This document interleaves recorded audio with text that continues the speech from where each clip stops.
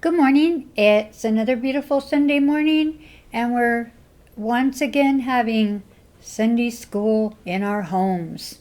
And I have Logan to help me today. And today we're going to talk about, I'm going to read you a story that's a pretend story, but it's taken from a real story in the Bible. The Bible talks about being a cheerful giver.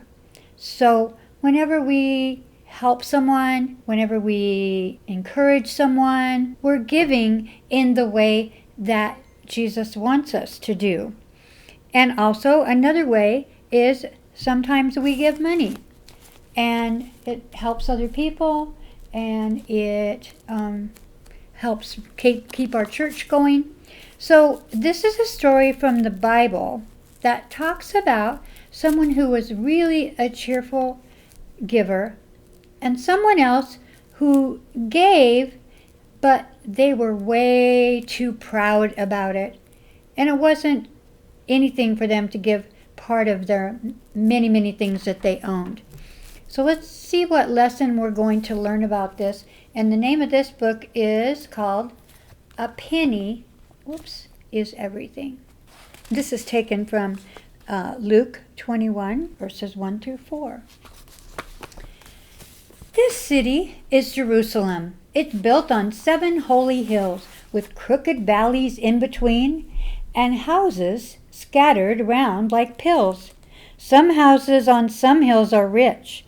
3 doorways where 4 horses wait, 5 servants, 7 olive trees, and lights left on till very late. Some valley shacks are very poor.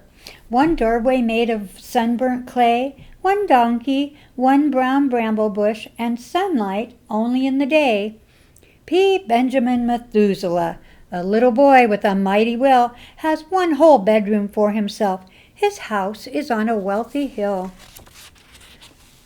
He owns 2 closets filled with sacks, each sack stuffed full of handsome toys. Each toy, and these, my friend, are facts, a toy that makes a lot of noise.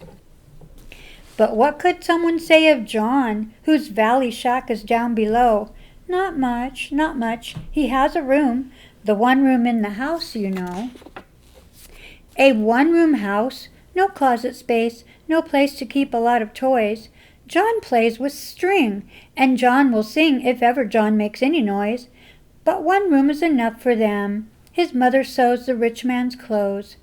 While John begs in Jerusalem, they lost his father years ago.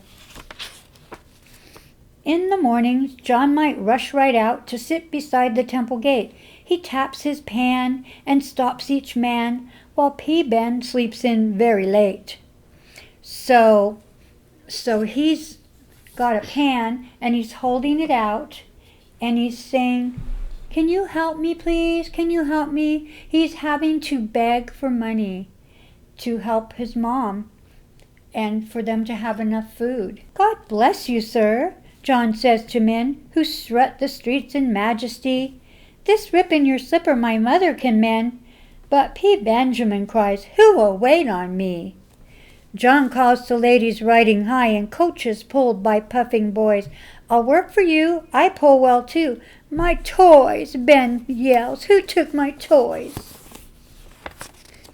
He sounds kind of spoiled, huh? I don't think he really appreciates everything he has. So John is running here and there. He's pulling coaches, begging clothes, while Benjamin Methuselah has servants come to blow his nose. "Now I will pick and choose what goes into the temple treasury. This, that, not these, but those. That's 7. Okay, follow me." So out of all his many, many possessions and toys, he picked 7 things.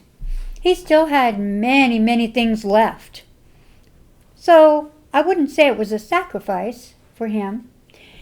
First, Benjamin Methuselah mounted his sable Arabian horse. His parents followed riding mares. The servants marched on foot, of course.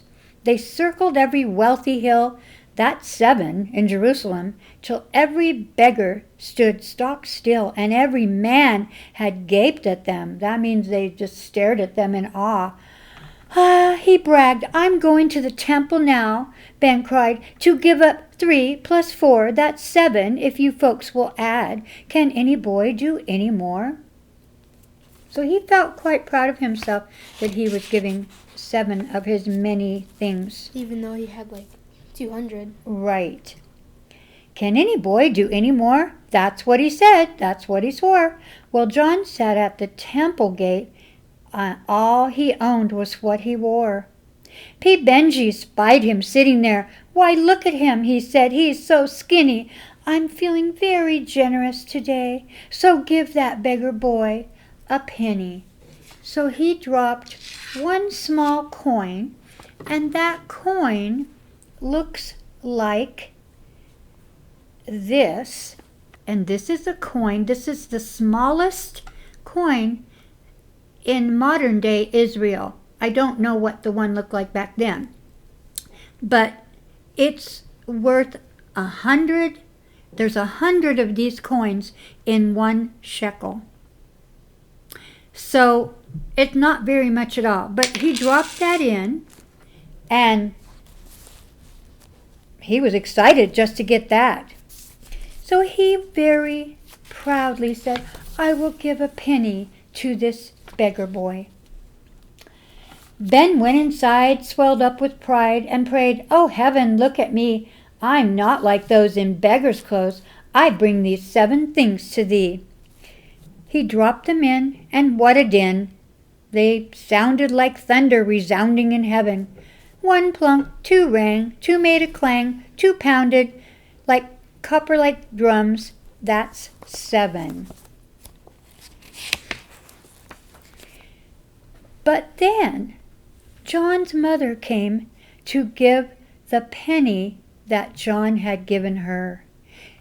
It made a small noise in the treasury, no louder than a kitten's purr.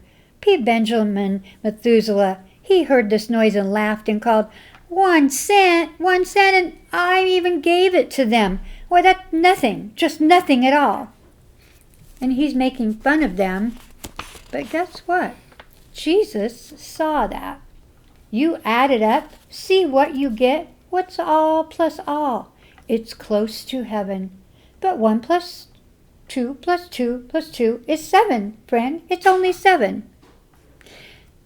And the Lord kissed John. He touched his mom. I love you too, said Christ the Lord. You gave me all you had in store, your love, your penny from the poor, and no one could give me any more. So why do you think Jesus said that the widow and her son gave more than P. Benjamin Methuselah, who gave 7 things from his house? Well, they gave everything they had. His mom could have taken that penny and gotten them food or something, but they really sacrificed. They really gave everything that they had in love and with a joyful heart. So we need to be thankful for what we have, and when we give, we need to give with a generous heart. And sometimes we might have to sacrifice when we're giving to someone else or to the Lord. In Matthew, the book of Matthew, verse 25, Jesus talks about how when we're doing kind things for other people, we're giving of ourselves, giving of our money. Maybe they might need clothes, they might need food, they might need help in another way. When we're giving to other people, it's just the same as if we're giving to Him. And it makes Him really happy. So it makes me want to not be so selfish. So that's our story for today about giving with a joyful heart, and maybe even sacrificing a little bit, giving something when it's hard. So have a great Sunday, and we'll see you again next week.